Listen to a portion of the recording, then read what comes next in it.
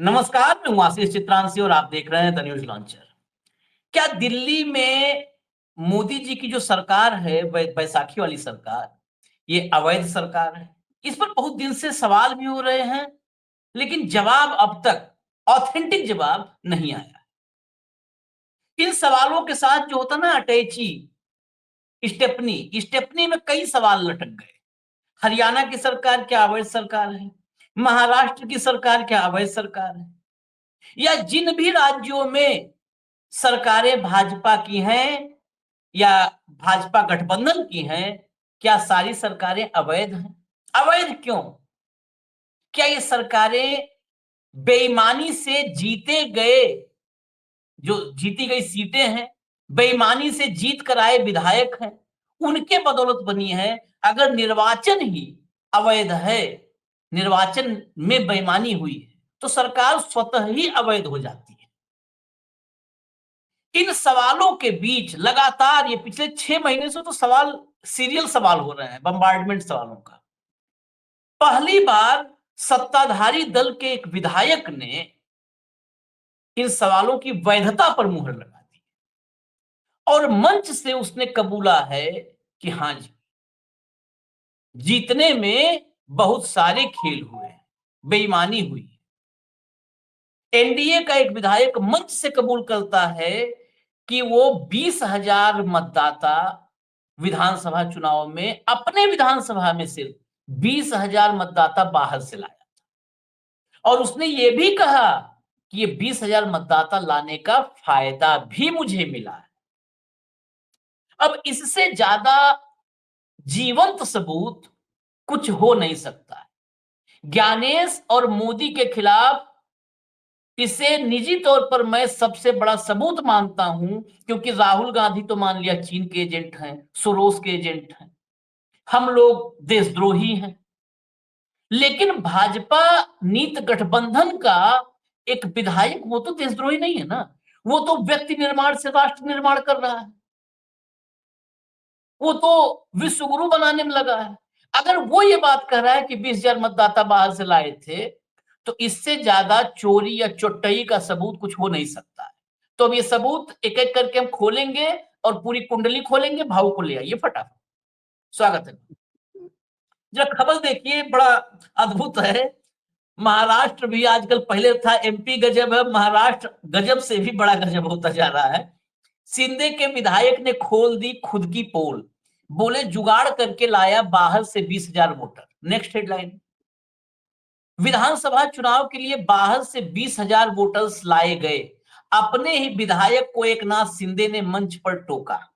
Next, brought in 20,000 voters from outside for assembly polls. Shiv Sena MLA Vilas Bhumre, Eknath Shinde interrupts.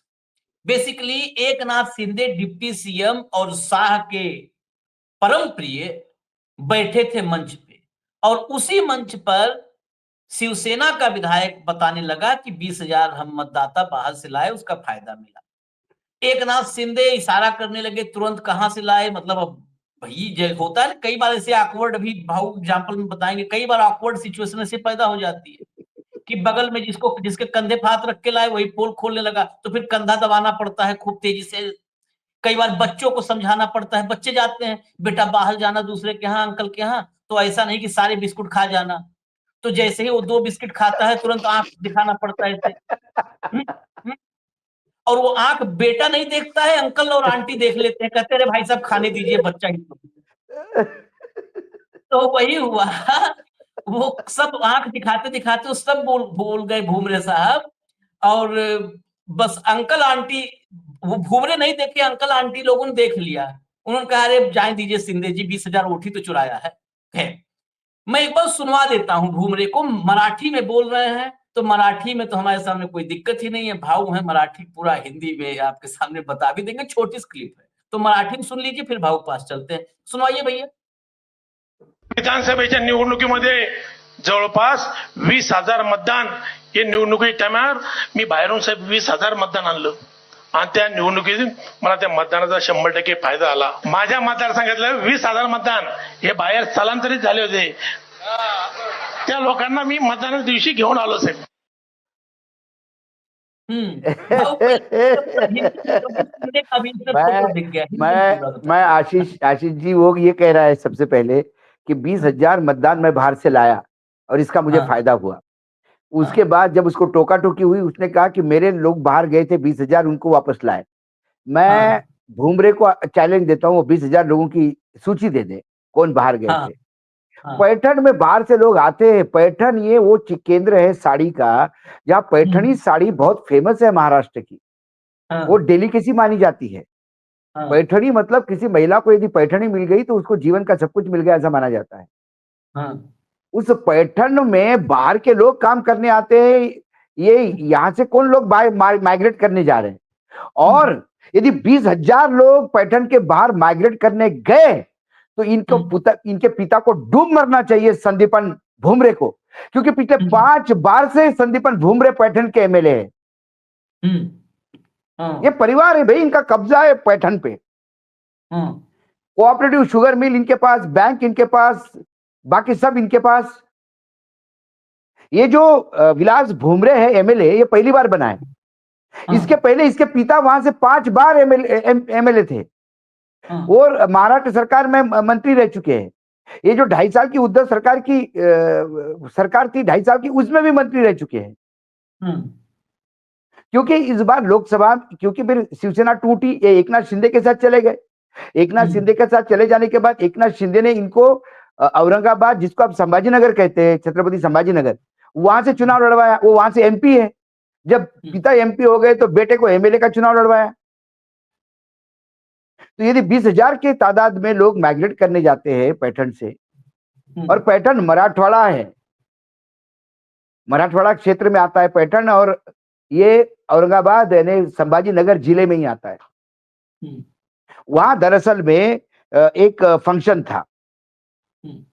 Eknath Maharaj, संत एकनाथ महाराज बहुत बड़ी हस्ती हुई है संत परंपरा में महाराष्ट्र में, वो पैठण के ही है।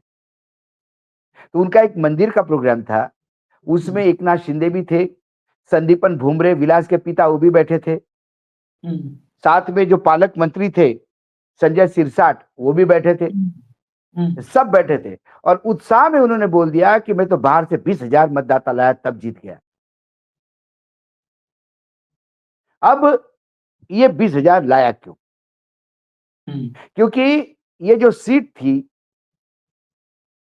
ये एमआईएम के पास थी पहले लोकसभा की। उसके बाद ये शिवसेना और एमआईएम के बीच में वहां पे हमेशा टक्कर चलती थी। इस बार ऑलमोस्ट सीट शिवसेना जीत जाएगी ये थी, और एकनाथ शिंदे को शायद ही वहां सीट मिलनी थी। लेकिन जहां ये सीट है उसी के पास जरांगे भी है। उसी संभाजीनगर से 1-2 घंटे के रास्ते पे, 1-1.5 घंटे के रास्ते पे जरांगे रहते हैं, और जरांगे और एकनाथ शिंदे की दोस्ती सारी दुनिया को पता है। इसलिए पूरे मराठवाड़ा के मराठों ने एक मुफ्त एकनाथ शिंदे को मतदान किया, और एकनाथ शिंदे को जो सीटें मिली वो मराठवाड़ा से मिली है। लेकिन एकनाथ शिंदे का जहां अपना वजूद है मुंबई, वहां वॉशआउट है एकनाथ शिंदे। ये राजनीति का समीकरण समझने की जरूरत है। तो कई बार लोग कहते हैं कि जरांगे के पीछे कौन खड़ा है, किसकी ताकत है, तो दबी जुबान में सभी चर्चा करते हैं एकनाथ शिंदे की। अभी ये यदि संदीपन जो विलास के पिता है वो 5 बार वहां के एमएलए है, तो दर्शकों को लगता होगा कि जब 5 बार एमएलए है तो फिर इतनी क्या स्थिति बुरी हो गई थी कि 20,000 बाहर से लाने पड़े, और जिसकी वजह से जीते। अब मैं सबसे पहले आपको इस साल के चुनाव का, जो अभी चुनाव लेटेस्ट हुआ, उसका बताता हूं मैं। उसमें विलास भुमरे जो बोल रहा था मैं 20,000 बाहर से लाए, उसको करीब करीब 1,32,474 वोट मिले। और शिवसेना उद्धव ठाकरे को 1,03,228 वोट मिले। वहां पे एक आरएसपीएस था जिसको 6,354 वोट मिले, और नोटा को 1,475 वोट मिले। कुल मिला के 29,192 से ये जीता। ठीक है। अब लोग कहेंगे कि भाई 9,000 से, ये 20,000 भी नहीं लाता तो 9,000 से जीतता। लेकिन ये डर किस वजह से है? क्योंकि इसके पिछले चुनाव में यदि आप चले जाएंगे जब संदीपन इनके पिता चुनाव लड़े थे वहां विधानसभा का, हम्म, तब उनको मिले थे 83,403। और शरद पवार के पार्टी के गोरडे थे वहां पे, उनको मिले थे 69,264। शरद पवार का आदमी इसलिए हारा कि वहां एमआईएम ने 17,212 वोट लिए थे और ये मात्र 14,000 वोट से हारे, जीते। संदीपन भुमरे जो विलास के पिता थे, जो बोल रहा था मैं 20,000 लाया, उसके पिता। तो उसके पिता समझ गए थे कि यदि एमआईएम नहीं लड़ती तो वो मुस्लिम वोट शरद पवार के पक्ष में जाता, तो मैं ओंधा गिर जाता। तो उन्होंने ये 20,000 का जुगाड़ कर लिया सेफ साइड के लिए, और साथ में एमआईएम से डील हो गई कि एमआईएम चुनाव ही नहीं लड़ा वहां पे, और दोनों शिवसेना लड़ी। एनसीपी नहीं थी, कांग्रेस नहीं थी। नहीं, इसलिए ये जीते। भूमरे ने भाऊ क्यों यही बताया ना कि 20,000 में बाहर से लाया। ज्ञानेश कुमार पर तो यह आरोप है कि वो दो तरफ से खेलते हैं, एक तरफ से लाना और एक तरफ से निकालना। तो कितने निकाले वाला तो आंकड़ा बताया नहीं कि इधर से अपोजिशन के कितने आउट किए होंगे। नहीं, वो तो अलग है, ये तो लाने की बात कर रहा है। ठीक है, विखे पाटिल कैसे जीते? राधाकिशन विखे पाटिल, उनने सारे अपने कॉलेज के बच्चों को रातों रात में वोटर बना दिया, और 17-18 हजार यदि आपके यहाँ स्टूडेंट पढ़ रहे हैं तो वो कॉलेज के बसों से आए, वोट डाल के चले गए। अब चुनाव अधिकारी कहे भाई इनके पास वैलिड मतदान कार्ड है, हम कैसा मना कर सकते हैं? और वहां सेल्फी पॉइंट पे जब सेल्फी रह रहे तो पत्रकारों ने पूछा, बेटा आप कहां से?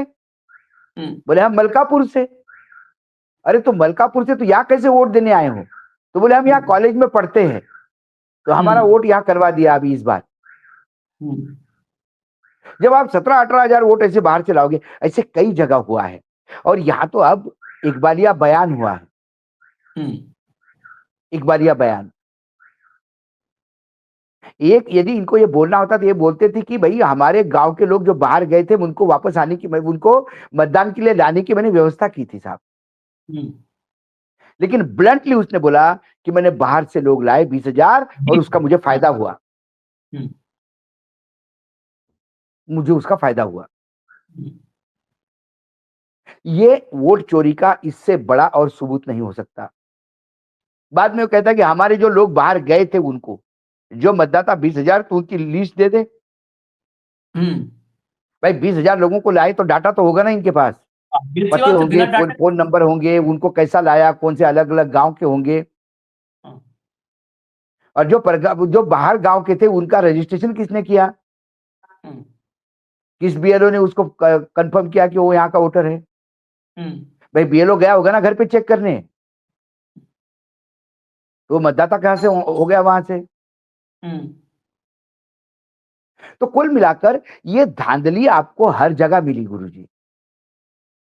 दो धांधली हुई आशीष, एक धांधली ये चुनाव आयोग और दूसरी धांधली सत्ता में रहने का फायदा। क्योंकि जो चुनाव में पैसा मूवमेंट हुआ, मनी पैसे का, वो विपक्ष का पैसा कहीं जा ही नहीं रहा था। विपक्ष के चॉपर चेक हो रहे थे, विपक्ष की गाड़ियां चेक हो रही थी, विपक्ष का कोई मददगार सामने आता तो उसके ऊपर केसेस हो रहे थे, और इनका पैसा खुलेआम घूम रहा था। पैसे की बात आई तो हम जोड़ दे सवाल में, जब पैसे की बात आई, क्योंकि पैसे वाली बात आएगी तो ये भूमरे में और जुड़ेगी। क्योंकि शिवसेना उद्धव बाला साहब ठाकरे जो यूबीटी के पूर्व सांसद है चंद्रकांत खैरे ने भूमरे पर पैसा देकर वोट खरीदने का भी आरोप लगाया है। खैरे ने कहा है कि लोकसभा चुनाव के दौरान इनके पिता विलास भूमरे के पिता संदीपन भूमरे ने लोकसभा चुनाव के दौरान 120 करोड़ रुपए बांटा था, और भूमरे ने प्रति व्यक्ति वोट के लिए 5,000 रुपए दिए थे। ये रेट उससे मैच कर रहा है जो रेट आपने बताए थे, उससे मैच कर रहा है। एग्जैक्टली ये तो मैंने उस गांव में गया जहां मुझे उस लड़के ने जब चाय पी रहे थे, जब भाई अब लोग देखते हैं तो लोग पहचानते भी हैं, तो एक जगह चाय पीने रुके तो लोग इकट्ठा हो गए, अरे अरे अरे भाऊ आ गए, भाऊ आ गए, कोई बोल रहा था टाइगर आ गए, कोई बोले वानखड़ी जी कैसा है, क्या है, तो मैंने पूछा मराठी में काय कसं काय चाललंय, सगळं ठीक आहे? तर एक लड़का बोला कि पैसा खूप, पैसे लय देऊन राहिले, पैसा खूप बहुत मिल रहा है. मैंने कितना, तो बोले 5,000 रुपये एक वोट का. मैंने चल रहे मूर्ख कुठला, बोले चप मूर्ख कहीं का, कुछ भी बोलता है, जबान में हड्डी नहीं. 5,000 रुपये कोई रेट, अरे मेरे को भी नहीं समझ में आया 5,000 रुपये. तो वो बाकी सब लोग हंस दिए, बातचीत होने लगी इधर की किसका पलड़ा भारी, कौन किसने क्या किया, किसका क्या है. इसी बीच में वो लड़का वापस आ गया पॉलिथीन लेके, तो बोला काका हे पहा, बोले चाचा ये देखो. तो मैंने बाकी को पूछा, मतलब वाकई? तो बोला हाँ साहब. मतलब अब गांव वाले बड़े शर्म से बोल रहे थे. बोला हाँ इस बार बहुत पैसा चल रहा है. वो फिर तो उसकी पूरी स्टोरी करी थी हमने, कि फिर मैंने बोला ये पैसा कहाँ से आता है. फिर मैं भाई इतने दिनों पत्रकारिता में है आशीष जी, तो हवाला वाले भी हम जानते हैं कौन कौन है, सब इंफॉर्मेशन तो सबकी रहती है. तो मैंने टटोला मार्केट, तो बोला भाई बॉम्बे बहुत टाइट है, कुछ बैंगलोर से हुआ है. मैंने बैंगलोर फोन किया तो बोला अभी बैंगलोर भी बंद हो गया, बिल्कुल मना किया है. फिर मैंने मुंबई वाले को पूछा, मतलब क्या जुगाड़ हुआ, बोला कुछ कंटेनर आया कहीं से गुजरात से. फिर मैंने गुजरात फोन किया एक रिटायर्ड आईजी से, जो पहले इंटेलिजेंस देख रहा था. तो बोला क्या चाहिए, कंटेनर नंबर चाहिए कि मैंने बोला मुझे नंबर नहीं चाहिए सर, मैं कौन सा इन्वेस्टिगेट कर रहा हूँ. बोले 20-40 का कंटेनर था, 3,000 करोड़ के आसपास के नोट थे. मैंने किसने भेजे, बोले ये क्या करना है तुम्हें यार, छोड़ दो इस बात को, जिसका मुंबई में सबसे ज्यादा इंटरेस्ट होगा उसी ने भेजे होंगे. ऐसा बोल के उसने फोन बंद कर दिया. ये पूरा स्टोरी हमने चलाई है हमारे यहाँ, पूरा हमने पूरा वाकया बताया क्या हुआ. अब इसके बाद क्या हुआ, अब मैंने और ढूंढा है, ये जो अंबादास दानवे जो है उद्धव ठाकरे के नेता है, उद्धव ठाकरे ग्रुप के नेता है, उन्होंने जब बीच में संदीपन भुमरे ने कुछ उद्धव ठाकरे के बारे में कहा तो उन्होंने इनका कच्चा चिट्ठा छोड़ दिया. ये बोला अरे तुम क्या थे यार, तुमको कितनी 5 बार एमएलए बनाया, तुमको बिना सोचे समझे तुमको मंत्री बनाया, तुमको सोच भी नहीं था तुम मंत्री बनोगे. तुम्हारे बेटे को जिला परिषद में लाए, पूरे परिवार को आगे बढ़ाया. और बोला तुमको मालूम नहीं क्या हमको, उन्होंने कहा स्लीप बॉय थे मध्य सम्राट, मध्य बिक्री सम्राट. तो स्लीप बॉय का मुझे समझ में नहीं आया अर्थ, ये शब्द मेरे लिए भी नया था. हो सकता है मराठवाड़ा में कुछ अलग अलग, दानवे भी मराठवाड़ा से आते हैं, तो मैंने कुछ अलग इसका अर्थ होगा. फिर अगले पैराग्राफ में कहते हैं अरे ये तो संभाजी नगर के शशि थरूर है. तो अब संभाजी नगर के शशि थरूर, स्लीप बॉय, मध्य सम्राट, कोऑपरेटिव डॉन, 5 बार के एमएलए, 1 बार के मंत्री, इन सब कुछ होते हुए भी 20,000 वोट बाहर से लाने पड़े. इसका मतलब जो लोकसभा के नतीजे थे वही विधानसभा में आते, ये लोग जान रहे थे. लोकसभा के नतीजे यदि विधानसभा में आते तो आज ये 40-45 पे सिमट जाते हैं. हाँ. तो इनको ये पता था कि यदि हमें डेंट मारना है, यदि लोकसभा के चुनाव के विपरीत विधानसभा में चुनाव आने के 2 महीने 3 महीने में क्या फर्क पड़ता है इतना आशीष, ऐसा 3 महीने में क्या हो गया. तो एकदम जो टर्नआउट हुआ कि पूरा विपक्ष 42 पे आ गया 288 में से, ये चीजें हैं जो 20,000 वोट बाहर से लाए. और ये जब लोग कहते हैं कि यार वोट चोरी बोलती है, हम नहीं मानते, अब क्या मानोगे, अब जो लाया वोट वो बोल रहा है कि हमने लाए हैं. हाँ. नहीं लेकिन भाऊ, जब राहुल गांधी ने महादेवपुरा वाला शुरू किया था तो अभी मतलब प्रेस कॉन्फ्रेंस चल रही थी, वो दिन याद करिए, प्रेस कॉन्फ्रेंस चल रही थी और बीच प्रेस कॉन्फ्रेंस में ही जो टाइमिंग था, जो सीईओ कर्नाटका ने नोटिस जारी किया था, एफिडेविट मांगा था, वो बीच में मांग लिया. ये 3 दिन हो गए, आज रविवार है, 3 दिन हो गए इस क्लिप को. अब तक ज्ञानेश कुमार का कोई, महाराष्ट्र का सीईओ जो ज्ञानेश ना ना कुमार ने ना ना वहां ना पे ना, था, कोई अरे मांग लो बाबा भैया, बाबा, भूमरे से मांग लो कि 20,000 कोई तुम कोई कैसे कर रहे हो, बदनाम कर रहे हो. कोई कोई कोई नहीं मांग रहा है, कोई नहीं बोल रहा है, सब शांत है, सब चुप है, बिल्कुल चुप है. चुनाव आयोग के आंखों पे ऐसा चश्मा है, उनको सिर्फ विपक्ष दिखता है. हम्म, हम्म, और चुनाव आयोग कितना घोर सांप्रदायिक हो जाता है कई बार, जब हम्म, उन्होंने कहा कि भाई वोटर को चेक करके तो उन्होंने कहा कि हाँ मुस्लिम महिलाओं को भी चेक किया जाएगा, बुरखे में से चेक किया जाएगा। करिए बुरखे से चेक, कोई फर्क नहीं पड़ता, व्यवस्था रखिए, क्यों नहीं चेक करेंगे? एयरपोर्ट पे जाते हैं तो सब महिलाओं का अलग चेकिंग होता है ना, उसमें बाकायदा चेक होता है, उसमें क्या है? लेकिन एक उनकी उनकी जो जो सोच है वो कहाँ इंडिकेट करती है? हाँ हाँ, भाई वही बात है, वो जो वकील बता रहा था आप कि आपने आपने आपने उसमें चेक करने के लिए बात नहीं कही, जब हस्बैंड हस्बैंड नाम है, फादर फादर नाम है, हाँ, उस पर हमारा और वो वीडियो डिलीट कर दिया। हाँ, और वो होनार वकील जो है वो कहते हैं गांव में हाँ, ऐसे ही होता है, XYZ। हाँ, गांव में से ही होता है। खैर, चलिए, भूमरे ने जो है एक कांड तो कर ही दिया, लेकिन सोचिए स्थिति वहां पर संजय सिरसाट थे। संजय सिरसाट वही वाले हैं ना जो होटल के कमरे में, हाँ? तो सब तो वही एक ही वही है। वो होटल, नहीं हाँ। नहीं, वो संजय सिरसाट को लेके भी कई बातें हुई है। और हम्म। और एक बार तो मेरा और सिरसाट का शास्त्रार्थ भी हुआ, एक हाँ। प्रोग्राम में, पत्रकार संघ के प्रोग्राम में मैं भी मेरी अध्यक्षता थी और वो भी मुख्य अतिथि थे पालक मंत्री के नाते। तब उन्होंने हम्म। मीडिया को बहुत ज्ञान दिया था कि आप हम्म। लोग किसी को बदनाम करते हैं, आप लोग ऐसा करते हैं, आप लोग वैसा करते हैं, आप लोग ऐसा करते हैं। हम्म। मैंने इतने साल राजनीति की, इतने साल से राजनीति में हूँ, वो कोई नहीं देखता, मेरे बंगले को देखते हैं। तो फिर मैंने मेरे भाषण में कहा कि मतलब पत्रकारों को मत बताइए उनको क्या करना चाहिए, सर सर आप लोग बताइए कि आपने राजनीति में समाज सेवा करते करते ऐसा कौन सा धंधा किया जो इतने बड़े बंगले खड़े कर दिए, ऐसे बड़े होटल हम्म। खरीद लिए, हम्म। कहाँ से बिजनेस किया आपने, आपका समय कैसा होता है? और मैंने बोला पत्रकारों को गाली मत दीजिएगा, ये बोलने की जो है गले में बवासीर आप लोगों के है, कैमरा हम्म। देखते से आप लोग पागल हो जाते हैं, बोलने के पहले सोचते नहीं कि आप क्या बोल रहे हो। और आप ही का 4 महीने का वक्तव्य जब आपके सामने रखा जाता है तो आप कहते हो कि हाँ, मीडिया ने तोड़ मरोड़ करके बोल दिया। अरे आप तोड़ मरोड़ करके, अब इसने तो ठीक है भाई, एकनाथ शिंदे थोड़े सीजन्ड पॉलिटिशियन है तो उन्होंने तुरंत कहा होगा अरे कहाँ बोल रहा है भाई तू, 20,000 बाहर हाँ, से लाए। तो हाँ, बोला नहीं, अपने जो लोग मेरे वोट जो वोटर थे बाहर उनको लेके आया था मैं, और उसका फायदा भी जहाँ, मिला। मतलब ये बात, वो इस बात को भी मान रहा है। सपोज मैं ये भी मानूं कि इसके इसी के वोटर थे जो बाहर गए उसको लेके आया, यदि ये भी माने 2 मिनट के लिए, हाँ, तो आप जान सकते हैं आशीष जी कि पूरे पैठन में कितना ये आदमी बदनाम है कि इसको चुनाव भी नहीं जितवा देते पैठन वाले। हम्म। यदि ये बाहर से लोग नहीं लाता 20,000 तो ये चुनाव हार जाता। ये खुद बता रहा है ये कि भाई अपनी तो औकात नहीं जीतने की, तो मैं तो बाहर से लाया तब जीत हार गया, वो तब जीत गया। हम्म। उसका 100% मुझे फायदा हुआ। फायदा क्या हुआ? आप चुनाव जीत गए, यही फायदा है ना। हम्म। नहीं तो नहीं, बाहर इसमें के कुछ वोटों से बचा आप चुनाव जीत गए, तो बचा नहीं, ये सब लिपापोती वाला मामला है। लेकिन जो आप नहीं। संज्ञान लेने की बात करते हैं वो संज्ञान लिया नहीं जाएगा, क्योंकि इनके कान पे फिल्टर है, आंखों पे ऐसे चश्मे लगे हुए हैं, इनको सिर्फ विपक्ष दिखता है।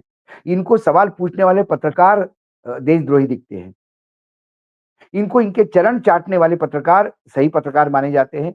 और जितने भी कुकर्म हैं सत्ता पक्ष के या उनके साथियों के, वो इस देश के लोकतंत्र को मजबूत करने वाली चीजें मानी जाती है। ये नहीं, और ज्ञानेश उसमें कुमार, सारा, ये ज्ञानेश कुमार का अपना एक, ज्ञानेश कुमार का भी मतलब इनका भी इतिहास बहुत दीप्यमान रहा है।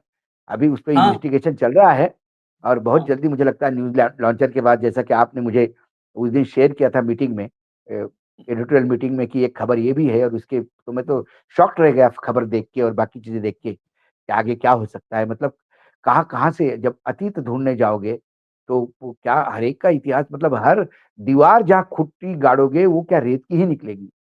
हम्म। सवाल ये है, सवाल ये है। नहीं मतलब ये देखिए भाऊ, ये तो 20,000 बाहर से आए, ये भी विश्वास करने। अब कोई कहे कि सूरत सूरत के 50,000 लोग बाहर काम कर रहे हैं, अरे पूरा देश से सूरत में आके बिहार यूपी से भरा हुआ है।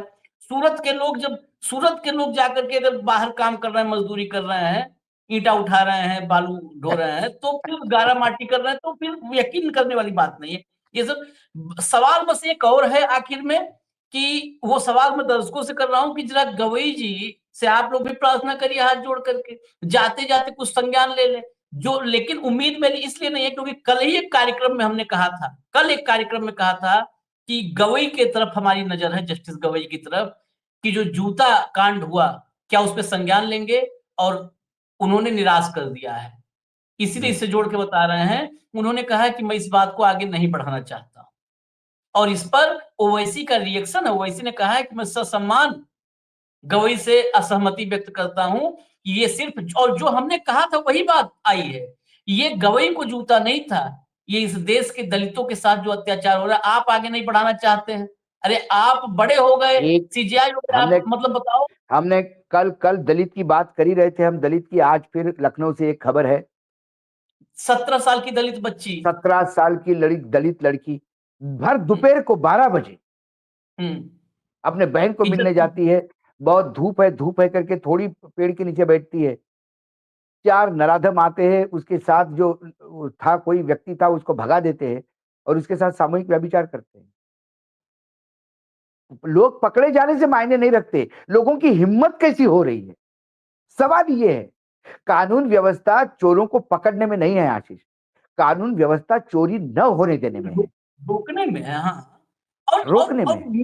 और मीडिया क्या चला रही है, हाफ एनकाउंटर, योगी की पुलिस ने पिछले 10 दिन में हाफ एनकाउंटर, इस हाफ एनकाउंटर को खिलवाड़ बना के रख दिया है। वो पैर में बिल्कुल गोली करना ये नहीं नहीं, खिलवाड़ बना के रख दिया। मैंने कहा कि हाफ एनकाउंटर की बात ही क्यों आए।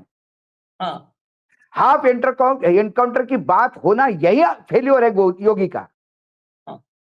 व्याभिचारियों को आप पकड़ के अरेस्ट कर लेते हो, व्याभिचारियों को पकड़ के अरेस्ट कर लेते हो आप, जो व्याभिचार हुआ उसका क्या? उन लोगों को सजा मिलने से उस लड़की की जीवन सुधर जाएगा क्या?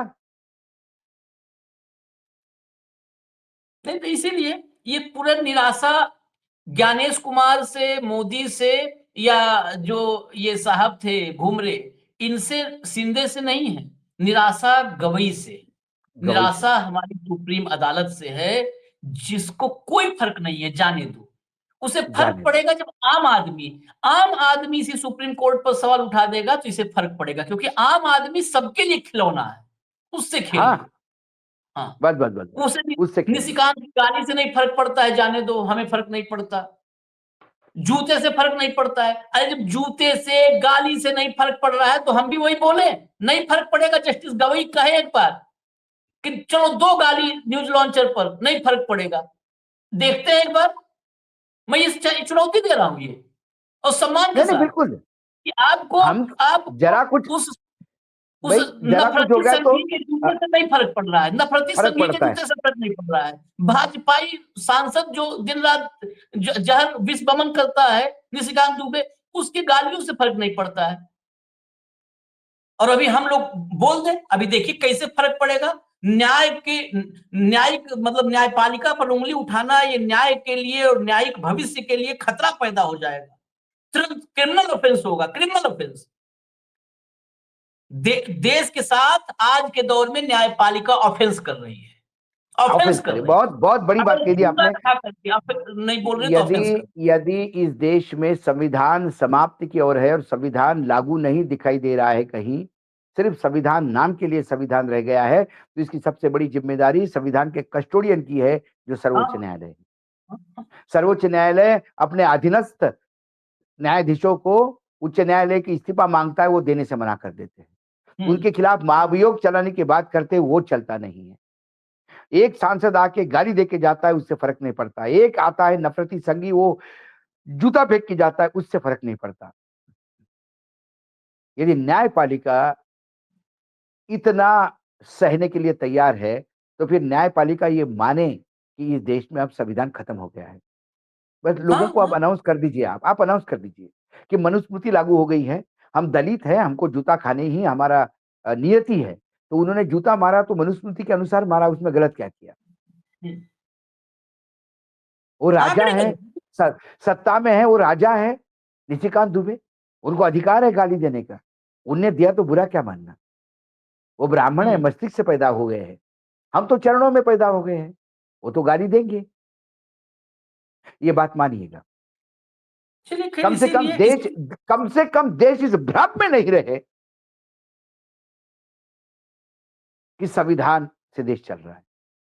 हाँ, ये भ्रम तो टूटना चाहिए, ये भ्रम टूटना चाहिए, ये भ्रम ये भ्रम जरूर टूटना टूटना चाहिए। क्योंकि इतने पर अगर न्यायिक सक्रियता होती तो भुमरे के इस स्टेटमेंट पर एक नोटिस, एक स्वतः संज्ञान लेकर के भाई भुमरे कहां से 20,000 लाओ, 2 दस्तावेज, ये आंखों के इशारे से कथकली करके, एकनाथ शिंदे के कथकली से भाव भंगिमा परिवर्तन वाला मामला नहीं चलेगा कि आंखों का इशारा किया, ऐसे ऐसे बंद हो गए और मामला खत्म हो गया। 20,000 लाए, तुम अपने लाए, लाओ सूची दो, दिखाओ सूची, नहीं तो निर्वाचन तुम्हारा आता है संदेह के घेरे में, लाओ चुनाव आयोग को, ज्ञानेश कुमार को खड़ा करो कटघरे में। नहीं हो पाएगा।